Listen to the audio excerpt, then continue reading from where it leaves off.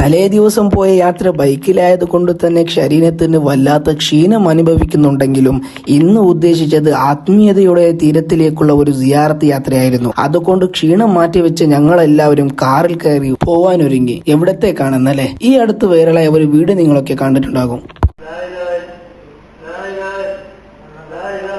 ഈ വീഡിയോ കണ്ട് എത്ര ആൾക്കാരാണ് ഇതുപോലെ ഒച്ചത്തിൽ കലിമ ചൊല്ലി മരിക്കാൻ ആഗ്രഹിച്ചത്? ഔലിയാക്കന്മാരെ സിയാറത്ത് ചെയ്യൽ ഷിർക്കാണെന്ന് പറഞ്ഞു നടക്കുന്ന ഒരു കൗമ ഇത് കണ്ട് മനസ്സിലാക്കിയില്ലെങ്കിൽ പിന്നെ എങ്ങനെയാണ് ഹിദായത്ത് കരസ്ഥമാക്കുക? ഈ മരണപ്പെട്ടു പോയ മനുഷ്യനെ കുറിച്ച് കേട്ടത് എല്ലാ സമയത്തും സ്ഥിരമായി ഈ മഹാന്റെ ഹാദറത്തിലേക്ക് വന്ന് സിയാറത്ത് ചെയ്യുകയും അവരെ മുറുകെ പിടിക്കുകയും ചെയ്ത ഒരാളായിരുന്നു എന്നാണ്. അതുകൊണ്ടാണ് അയാളുടെ ആഖിബത്ത് നന്നായി മരിക്കാൻ കാരണമായത്. ഇത്രയൊക്കെ വീഡിയോ കണ്ട സ്ഥിതിക്ക് എത്തിയ സ്ഥലം എവിടെയാണെന്ന് അറിഞ്ഞിരിക്കും. അതെ, ഞങ്ങൾ ഇന്ന് എത്തിയത് ഇരുവേൽ എന്ന നാട്ടിലെ എലിയ എന്ന കുഗ്രാമത്തിലേക്കാണ്.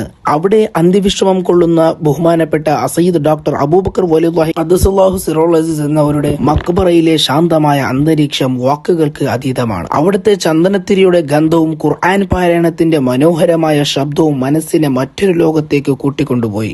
അതെത്രയോ ഡോക്ടർമാർ കൈവിട്ട മാരകമായ രോഗങ്ങൾക്ക് പോലും ഇവിടെ വന്ന് പരിഹാരം കണ്ടവർ ധാരാളമാണ്. ഇവിടെ ആഴ്ചയിൽ നടക്കുന്ന സ്വലാത്ത് മജ്ലിസിന് നാടിന്റെ നാനാഭാഗത്തിൽ നിന്ന് ആളുകൾ വന്ന് അവരുടെ പ്രശ്നങ്ങൾക്ക് പരിഹാരം കണ്ടെത്താറുമുണ്ട്.